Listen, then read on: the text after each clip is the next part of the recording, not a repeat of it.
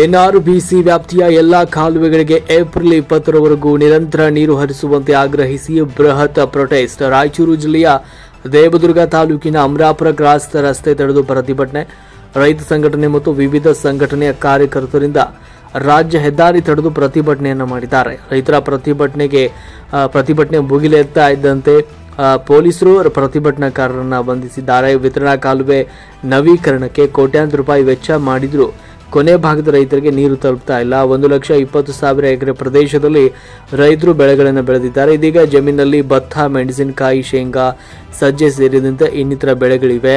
ಎಲ್ಲ ಬೆಳೆಗಳು ಕಟಾವಿಗೆ ಬರಲು ಇನ್ನೂ 1.5 ತಿಂಗಳು ಬೇಕಾಗಿದ್ದು, ಇದೇ ಏಪ್ರಿಲ್ 20ರವರೆಗೆ ನಿರಂತರ ನೀರು ಹರಿಸಿ ರೈತರ ಹಿತ ಕಾಪಾಡಬೇಕು ಅಂತ ರೈತರು ಆಗ್ರಹಿಸಿದ್ದಾರೆ. ವಿತರಣಾ ಕಾಲುವೆಯ ಔಟ್ಲೈಟ್ಗಳಿಗೆ ಗೇಟ್ಗಳ ಅಳವಡಿಸಬೇಕು. ಕಾಲುವೆಯ ಗೇಟ್ಗಳಿಗೆ ಗ್ಯಾಂಗ್ಮ್ಯಾನ್ಗಳನ್ನು ನೇಮಿಸಬೇಕು.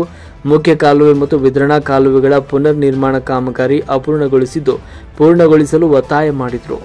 ವರದಿ ವೀರನಗೌಡ, ಗಾರ್ಲದಿನಿ, ರಾಯಚೂರು.